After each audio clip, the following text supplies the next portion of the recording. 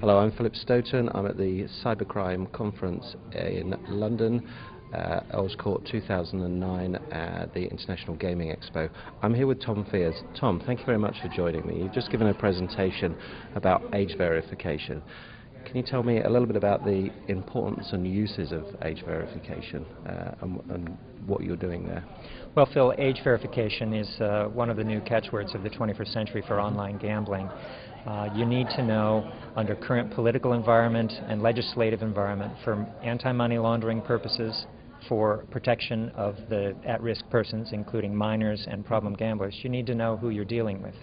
And in the non-face-to-face environment of online gambling, the identity of your person that you're dealing with and you want as a customer, you need to have a good level of confidence that you are dealing with somebody that you know who they are, you know how old they are, and you know where they're gambling from, right, so that you can meet all of these social needs.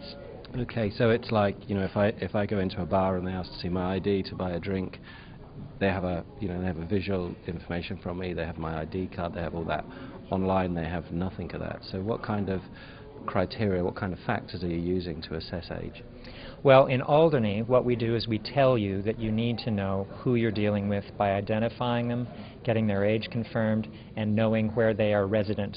Okay. When they play, and then we leave it to you, the operator, to solve that problem in a system that meets your needs as a business owner, and you can then craft a program that meets your profitability levels and meets our needs in terms of verification. Yep. And so we see a lot of our operators using various resources and several sources of information from which they get strong inferences that the person they are dealing with is who they say they are and is a proper person to have business relationship with. Okay. So you can use online verification services. You can ask for and receive copies or images of verification documents such as passports or utility bills.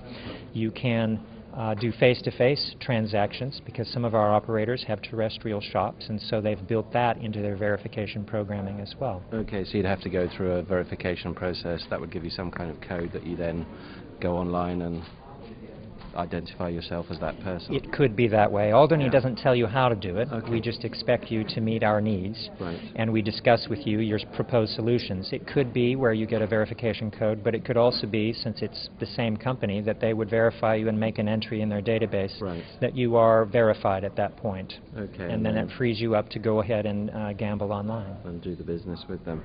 And one of the things that came up in the presentation you were giving was that you're keen to embrace kind of new ideas and new methodology for verification. And one of the suggestions that came up was a Skype video verification. That was an interesting one, I thought. That's one of the best things about this industry in general. It is very dynamic, and you have a great wealth of creative talent in this industry. It's very entrepreneurial, and the development curve is just skyrocketing.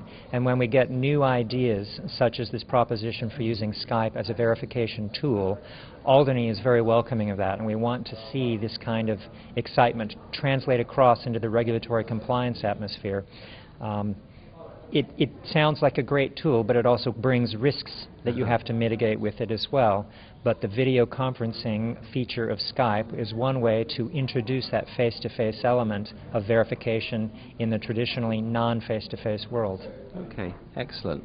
And it's good to see that you're, welcoming new technology, because in 6 months' time there's going to be something different that's going to potentially give you another avenue for verification. So, well, just like our operators and the businesses in this industry are very dynamic, and they have to respond to changes in the marketplace, trends, new developments. As a regulator, we have to maintain that flexibility rather than always trying to catch up. We need to maintain our ability to meet the needs of the industry, and if they're changing, we have to change along with them. So hearing these kind of ideas is very productive for both of us. Yeah.